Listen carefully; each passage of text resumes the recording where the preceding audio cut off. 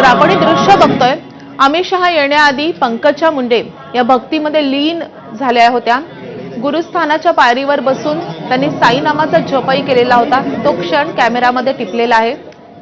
आपण हे दृश्य बघतोय, पंकजा मुंडे जप करतानाचे दृश्य आहेत। अमित शहा येण्याआधीची दृश्य आहेत। अमित शहा यांनी देखील काही वेळापूर्वी शिर्डीच्या साईबाबांचं दर्शन घेतलेलं आहे। त्यापूर्वी पंकजा मुंडे यांची ही दृश्य कॅमेऱ्यामध्ये कैद झाली आहेत।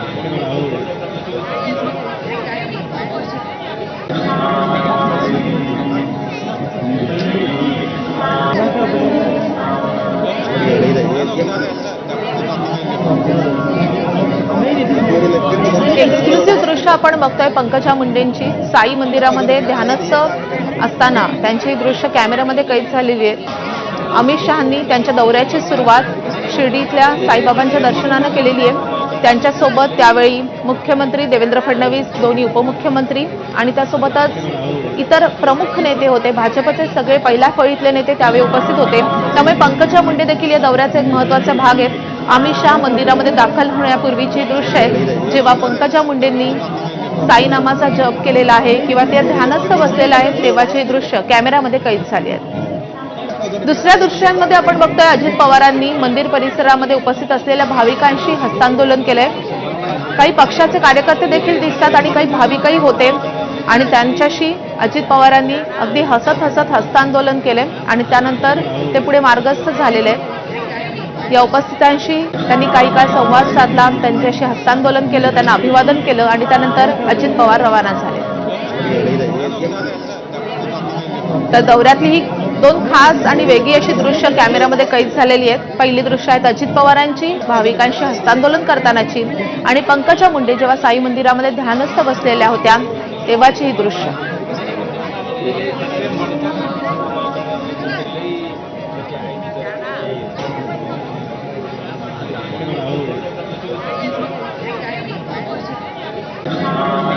अमित शहांचा हा दौरा अनेक अर्थांनी महत्त्वाचा आहे। लोणीमध्ये ते येत आहेत। खरं तर काही दिवसांपूर्वीच अहिल्यानगर जिल्ह्याला पावसाचा मोठा फटका बसलेला होता। अतिवृष्टी झालेली होती, शेतकऱ्यांचं मोठं नुकसान झालेलं आहे। त्या पार्श्वभूमीवर काल मुख्यमंत्री आणि दोन्ही उपमुख्यमंत्र्यांनी अजित पवारांशी बंद दाराआड चर्चाही केलेली होती आणि आज अमित शहांच्या या दौऱ्याला सुरुवात झालेली आहे। या दौऱ्यासंदर्भात अधिक माहिती देण्यासाठी आपले प्रतिनिधी नितीन ओझा फोनवरून आपल्यासोबत जोडलेले आहेत। नितीन, अमित शहा यांनी नूतनीकरणाचं तर अनावरण केलेलं आहे, आता त्यांचा पुढचा दौरा कसा असणार आहे? माधवी, निश्चितच काही वेळापूर्वीच जे कारखान्याचं विस्तारीकरण होतं त्याचं भूमिपूजन आणि शुभारंभ अमित शहा यांच्या हस्ते प्रवरानगर या ठिकाणी पार पडलाय आणि प्रवरानगर येथून आता अमित शहा यांचा ताफा लोणी गावात बाजार तळाजवळ डॉक्टर विठ्ठलराव विखे पाटील आणि बाळासाहेब विखे पाटील माजी खासदार या दोघांचे पूर्णाकृती पुतळ्याचं अनावरण ते करतील आणि त्याच ठिकाणी ज्या ठिकाणी अनावरण सोहळा आहे त्याच्या समोरच बाजार तळावर शेतकऱ्यांशी ते संवाद साधणार आहे। त्या ठिकाणी सभा होईल। त्यामुळे पुढच्या काही वेळातच ते आता प्रवरानगरहून मुख्य कार्यक्रमाच्या त्या अनावरण ठिकाणी पोहोचून सभे ठिकाणी जातील आणि त्यानंतर सभा झाल्यानंतर ते राधाकृष्ण विखे पाटील यांच्या निवासस्थानी भोजनासाठी देखील जाणार आहे। माधवी, अर्थात त्यांचा हा महत्त्वाचा दौरा आहे। मात्र नितीन, त्यांचा जो काही पुढचा दौरा आहे, शेतकऱ्यांशी ते संवाद साधणार आहेत।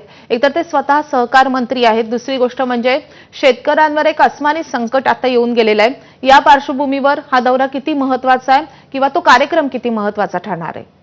माझी निश्चितच जर पाहिलं तर अतिवृष्टीचं जे संकट पूरग्रस्तांसह बळीराजा या दोघांवर एकत्रित आलेलं होतं, मोठा पाऊस झालेला होता आणि या सगळ्या पार्श्वभूमीवर मधल्या काळात केंद्राने मदत करावी अशी विनंतीचं पत्र देखील राज्य सरकारच्या वतीनं दिल्लीत जाऊन देण्यात आलं होतं। त्या पार्श्वभूमीवर काल ज्यावेळेस अमित शहा शिर्डीत दाखल झाले आणि हॉटेल सन अँड सॅनमध्ये पोहोचले, त्यानंतर अमित शहा असतील, मुख्यमंत्री देवेंद्र फडणवीस आणि दोन्ही उपमुख्यमंत्री या चौघांमध्ये जवळपास पाऊण तास चर्चा झाल्याची माहिती समोर येते। त्या ठिकाणी हॉटेलमध्ये निश्चितच याविषयी चर्चा झाली असणार आहे। नुकसानीचा आढावा, नुकसानीचा अंदाज या संदर्भात चर्चा झाल्याची शक्यता वर्तवण्यात येते। त्यामुळे आज हा शेतकरी संवाद साधताना अमित शहा नेमकं या मुद्द्यावर बोलणार का?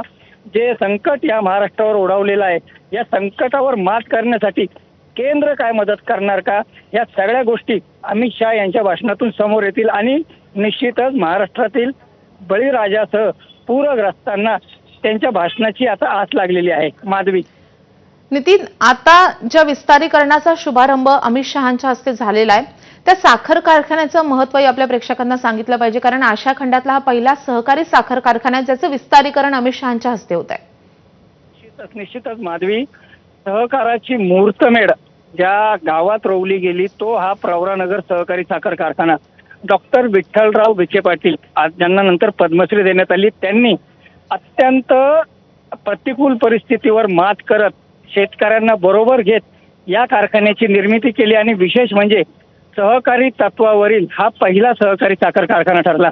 आणि तेव्हापासून आजपर्यंत या कारखान्यात दरवर्षी गाळप केलं जायचं, सगळ्या काही गोष्टी होत होत्या. मात्र आता वाढलेला ऊस पाहता कुठेतरी या कारखान्याचं विस्तारीकरण करण्याचा निर्णय मॅनेजमेंटचे जे आता सध्या चेअरमन आहे सुजय दिखे यांनी घेतला आणि त्या दृष्टीनं पावलं उचलत त्यांनी आज या विस्तारीकरण कामाला शुभारंभ केलाय. त्यामुळे आता जास्त ऊसाचं गाळप या कारखान्यात होईल.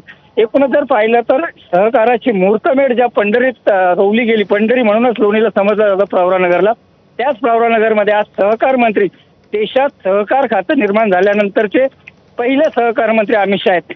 आणि सहकार खातं निर्माण झाल्यानंतर याच लोणीमध्ये त्यांनी देशातील पहिला सहकार परिषद देखील घेतली होती. त्यामुळे आजच्या या त्यांच्या दौऱ्याकडे विशेष महत्व आहे. या दौऱ्यात ते आता काय बोलणार हे देखील आपल्याला पाहावं लागेल. माधवी. नितीन, आपण काही दृश्य प्रेक्षकांना दाखवतोय. पंकजा मुंडे अमित शहा मंदिरात दाखल होण्यापूर्वी ध्यानस्थ बसलेले आहेत. त्यानंतर अजित पवारांनी तिथल्या उपस्थितांना अभिवादन केलेलं आहे. कोणकोणते नेते आहेत अमित शहांच्या या दौऱ्यामध्ये आणि पंकजा मुंडे यांच्या या दृश्यांबद्दल थोडंसं तुम्ही सांगू शकलात तर बरं. येण्यापूर्वीच पंकजा मुंडे साई मंदिरात दाखल झालेल्या होत्या.